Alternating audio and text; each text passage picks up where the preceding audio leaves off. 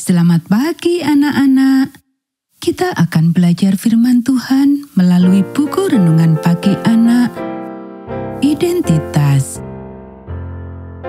Hari ini tanggal 13 September, judul renungan kita, Mengampuni. Mari kita awali dengan doa.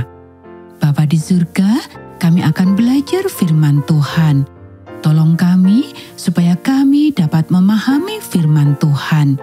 Dalam nama Tuhan Yesus kami berdoa. Amin.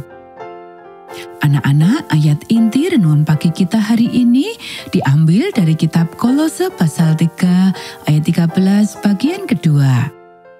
Dan ampunilah seorang akan yang lain apabila yang seorang menaruh dendam terhadap yang lain, sama seperti Tuhan telah mengampuni kamu, kamu berbuat jugalah demikian. Sekarang kita siap untuk melihat bagian kedua dari ayat saling mengampuni, yaitu bagian yang berbicara tentang mengampuni. Mengampuni sama sekali berbeda dengan memaafkan. Salah satu masalah utama yang dimiliki banyak orang dalam memaafkan adalah bahwa mereka mengira memaafkan berarti memaklumi dan mengatakan tidak apa-apa. Ini tidak baik. Dosa tidak pernah baik-baik saja. Mungkin ada berbagai macam keadaan yang meringankan. Kita mungkin memiliki kelemahan yang menyulitkan, tetapi dosa adalah perusakan terhadap jalinan kasih yang darinya Allah menciptakan alam semesta, dan itu tidak dapat diabaikan. Dosa harus diperbaiki.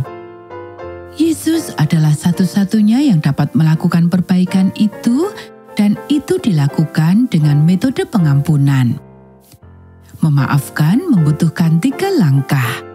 Yang pertama, kita harus menyadari bahwa kita telah terluka, bahwa orang lain telah mengoyak hati kita dan berhutang budi kepada kita. Orang Kristen cenderung mengabaikan bagian ini. Dalam sebuah keinginan yang jujur untuk cepat mengampuni, seperti yang diminta oleh ayat di atas, kita mungkin mencoba berpura-pura tidak ada hal buruk yang terjadi. Nah, maka masalahnya perlu dilihat dengan jernih. Jika itu benar-benar bukan hal yang buruk, maka itu bukanlah dosa dan tidak perlu diampuni, tetapi dapat dimaafkan dan ditanggung. Jika itu adalah dosa, maka itu adalah hal yang buruk sekecil apapun itu.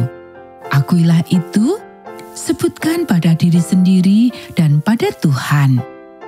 Yang kedua, kita harus menyadari bahwa orang lain tidak dapat pada kenyataannya memperbaiki air mata. Itu bukan kemungkinan manusiawi. Mungkin ada restitusi. Jika dia mencuri dari Anda, dia dapat mengembalikannya atau membayar Anda kembali atau bahkan menambah kerugian.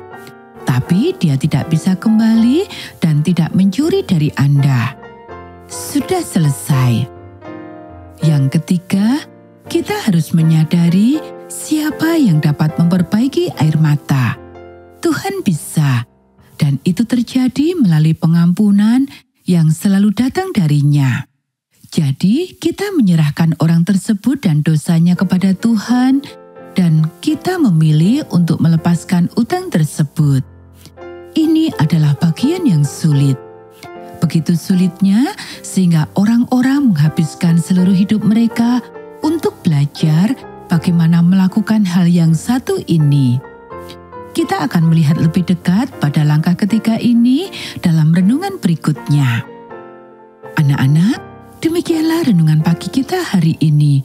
Mari kita akhiri dengan doa.